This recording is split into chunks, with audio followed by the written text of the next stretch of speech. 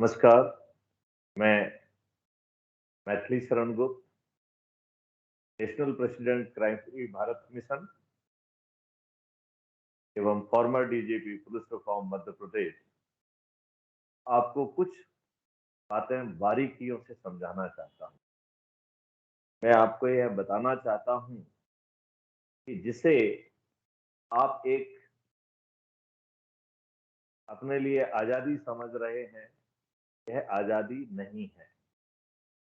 शायद आपको ज्ञात नहीं होगा, जुलाई 1947 में एक Indian act of independence British parliament में पारित किया गया, जिसके तहत ये ट्रांसफर ऑफ पावर हुआ और आपको एक डोमिनियन स्टेट का दर्जा दिया गया। अंग्रेजों ने पूरी व्यवस्था, देश का बंटवारा, देश में जो है मुस्लिम हिंदू की लड़ाई झगड़ा, ये सब के जो है ना बीज बोए। अंग्रेज ने अपने शासन काल में जो तंत्र अपने एम्पायर को बनाए रखने के लिए बनाया था, वो इस ट्रांसफर ऑफ पावर के तहत यथावत रखा गया। तो पहले जो है गोरे अंग्रेज हमारे शासक थे, अब हमारी ही चमड़ी के, हमारे ही लोग काली चमड़ी के हमारे शासक बन गए। वो जो है पहले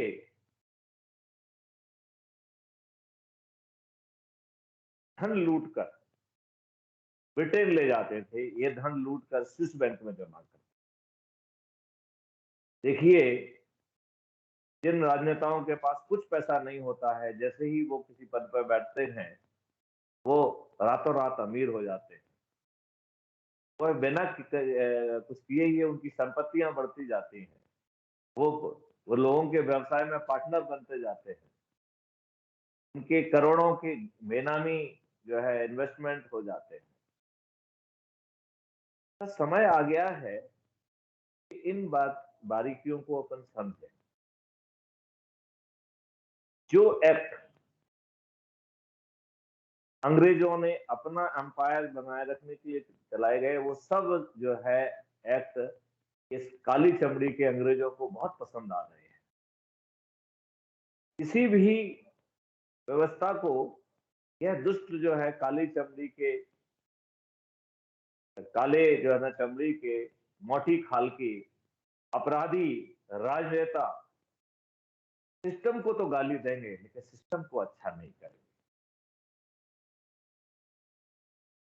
हमारी जो शासन तंत्र बनाया गया है, उसको हमने एक बड़े ओहदे पर बिठा दिया है और वह उस ओहदे का उपयोग शोषण के लिए कर रहा है।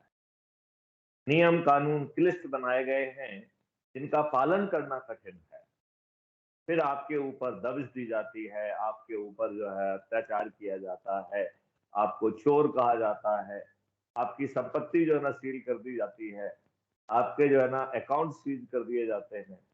इन दुष्टों को बताइए कि जो लोग हैं, वो जो है उन्हीं के टैक्स से, उन्हीं के पैसे से देश का डेवलपमेंट हो रहा है।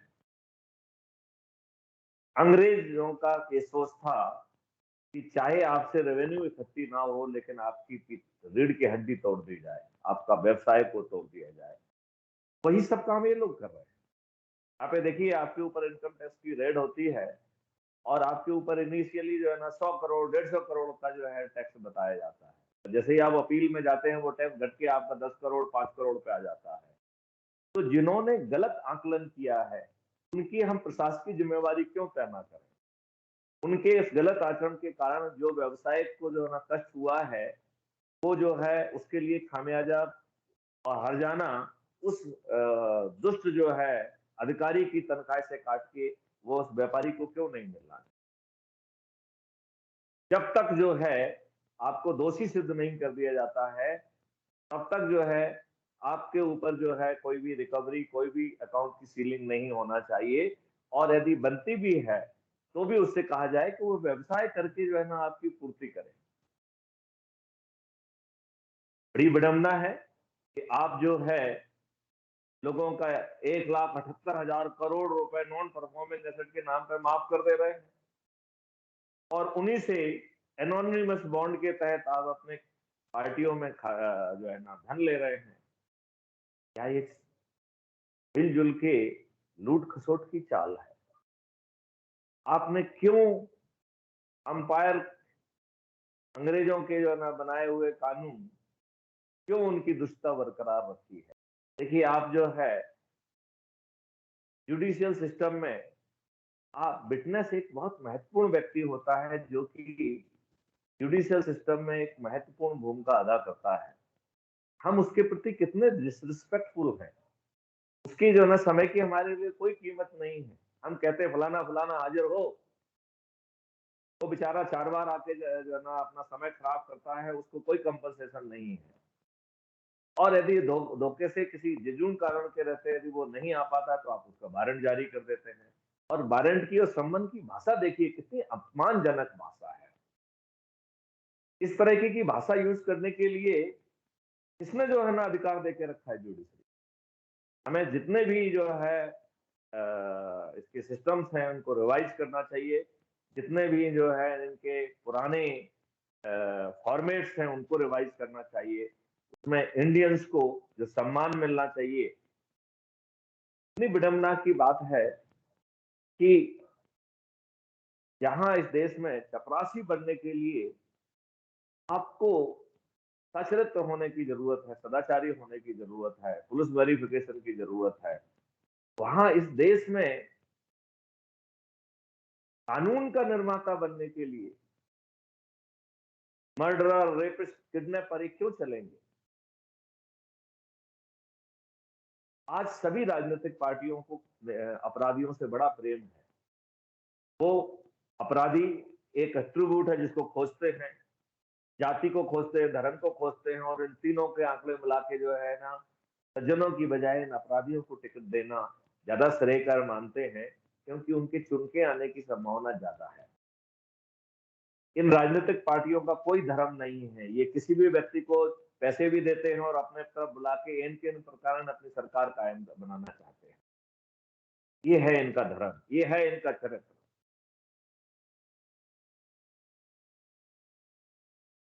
आप ये देखिए कि जो अभी 2019 में पार्लियामेंट गठित हुई है, इसमें जो पार्लियामेंटेरियन ने अपना स्वयं का जो एफिडेविट इलेक्शन कमीशन में दिया है, उसके हिसाब से 42% लोग जो है वो आपराधिक रिकॉर्ड के हैं, और उसमें से 29% तो जघन्य अपराध के जो है अपराधी हैं, जिसमें कि उनके आरोप हैं कि उन्होंने मर्डर किया है, किडनैपिंग किया है, रेप किया हुआ है। ये मर्डरर, रेपिस्ट, किडनैपर कानून के निर्माता कैसे हो सकते हैं? किसी ने पीआईआर लगाई थी, सुप्रीम कोर्ट ने उसमें बड़ी मजबूरी सी बताई कि साहब हम क्या कर सकते हैं, हम तो असहाय हैं। कानून बनाने की जिम्मेवारी तो पार्लियामेंट की है। यह उतना उचित नहीं है। यह जुडिशरी का टालने वाला तरीका है। मैं जुडिशरी को याद दिलाना चाहूंगा कि 2006 में आपने आर्टिकल 142, इसमें न्याय के लिए व्यवस्थाएं करने के लिए आपको बहुत बड़ा अधिकार दिया है, का उपयोग करते हुए आपने 2006 में पुलिस रिफॉर्म के संबंधित 7 बिंदु जो है ना जजमेंट दिए थे। यह बात अलग है कि जो आपने इसके लिए फॉलो अप टीम बनाई है, उनमें जो है प्रैक्टिकल एक्सपीरियंस रखने वाले लोग ही नहीं है। आज जो है ना केवल उनका ठीक ढंग से पालन नहीं किया गया है, बल्कि पूरा पूरा पुलिस तंत्र आज राजनीति के कब्जे में है। वही अधिकारी जो है पदों पर पहुंचते हैं जो पूरी तरह से सरेंडर किए हुए हैं। आज हर थाने में सिपाही से लेके थानेदार राजनीतिक जो है ना मेहरबानी पे, राजनीतिक चयन के माध्यम से आया हुआ। और वही जो है अधिकारी SP, DIG, IG, additional DG और डीजी बन सकता है जो चाटुकारिता की जिसकी गारंटी है, जिसके बारे में थोड़ा सा भी इनको भ्रम है, ये कभी भी उसको जो है सही जिम्मेवारी नहीं देंगे, क्योंकि ये तो डरे हुए प्राणी है। मुझे लगता है कि 2004 में जो पेंशन का जो नियम बदला गया है, ये भी एक कुत्सित साल का जो है कारण है। अन्यथा जो है यदि आप एमएलए एक दिन के लिए रहे, एमपी एक दिन के लिए, राज्यसभा का एक दिन रहे, लोकसभा के एक दिन के लिए सदस्य रहे, तो भी जो है आपको हर चीज की जो है पेंशन मिलेगी। आज एक राजनेता यदि विभिन्न जो है ना उनका सदस्य रहा है तो उसको 5-6 जो है ना तक पेंशन मिल सकती है। जब राजनेताओं को 5-6 पेंशन मिल सकती हैं तो जिस व्यक्ति ने अपना 40 साल का समय सेवा में लगाया है उसे पेंशन क्यों नहीं मिलना चाहिए? यदि आर्थिक बोझ कारण है तो सभी को पेंशन नहीं, किसी को भी पेंशन नहीं मिलना चाहिए। नंबर 1, कहीं ये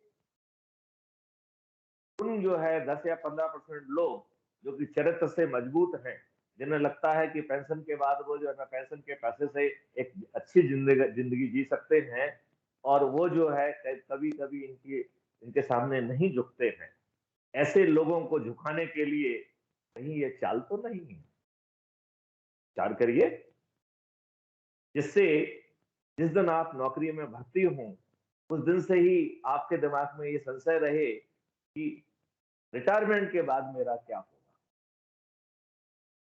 तो आप कुछ ना कुछ ऐसा धंधा कर जाएंगे जिसमें कि आपसे कुछ गलती हो जाएगी और जिसे ये राजनेता दोहन करेंगे। मुझे लगता है ये सोची समझी चाल है। यदि अभी की पार्लियामेंट में 42% क्रिमिनल्स हैं और क्रिमिनल्स को ही प्रेफरेंस मिल रहा है, चाहे वो कोई भी राजनीतिक पार्टी क्यों ना हो, तो आपको नहीं लगता है कि 2024 का जो पार्लियामेंट गठित होगा उसमें 50% से भी अधिक क्रिमिनल्स होंगे? तब क्या इसे आप डेमोक्रेसी कहेंगे? मुझे लगता है कि हमें इसे क्रिमिनलोक्रेसी कहना चाहिए। Government of the criminals, by the criminals, for the criminals. अब इनकी सत्ता भी होगी, कानून बनाने की शक्ति भी होगी, इनके पास जो है इकट्ठा किया हुआ पैसा भी होगा और इनकी मोटी चमड़ी भी होगी। यह आपकी व्यवस्थाओं का जो है पहुंचेंगे, संवेदना जारी करेंगे, लेकिन उसे आपको जो है सशक्त नहीं बनाएंगे। आपको जो है फ्रीवी तो देंगे, आपको सब्सिडी तो देंगे, लेकिन आप में परचेजिंग पावर पैदा नहीं करेंगे, आपके अंदर मेरिट पैदा नहीं करेंगे, आपको हमेशा हीन भावना से ग्रसित रखेंगे।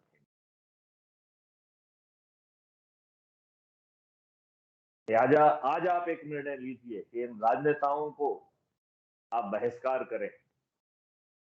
जिस भी फॉर्मेट से, जो जिस फॉर्मेट से कहना चाहे इस फॉर्मेट से कहे कि हे मोदी जी, हे राजनेता, जब तक आप जो है कानून नहीं लाएंगे जिसमें कि अपराधी को चुनाव लड़ने की पात्रता नहीं होगी, तब तक हम आपका बहिष्कार करेंगे।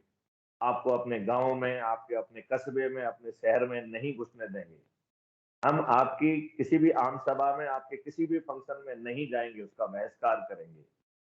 आपको जो है अपने किसी फंक्शन में नहीं बुलाएंगे, आपको कहीं आमंत्रित नहीं करेंगे। यदि हम आज ये शंखनाद करेंगे तो 2024 के पहले यह कानून बनाने के लिए वर्तमान सत्ता में बैठे हुए जो है पार्टी वो विवश हो जाएगी। और यदि इसके बाद भी यदि मोटी चमड़ी के जो है ना रहते हैं तो एक बार हम नोटा को दें वोट, सभी लोग नोटा को वोट दें, दोबारा चुनाव होगा। मैं ये भी कहता हूं, जहां नोटा जीते वहां पे बाकी सभी लोगों को जो है ना 5-5 साल तक जो है ना प्रतिबंधित रहना, 7 साल तक प्रतिबंधित रहना चाहिए, 2 चुनाव के लिए प्रतिबंधित होना चाहिए कि उन्हें जो है रिजेक्ट किया गया है, नोटा को जिताया गया है, तो एटलीस्ट आने वाले 2 चुनावों में उन्हें चुनाव लड़ने की पात्रता नहीं होगी। ऐसा भी हम कानून बनाएं। आपके राजनेता ऐसा कोई कानून नहीं बनाएंगे जब तक आप उन्हें विवश नहीं करेंगे। आओ हम सब मिलके इन राजनेताओं को अच्छा कानून बनाने के लिए, अच्छी रणनीति के लिए, सुशासन के लिए विवश करें। जय हिंद, जय भारत, वंदे मातरम।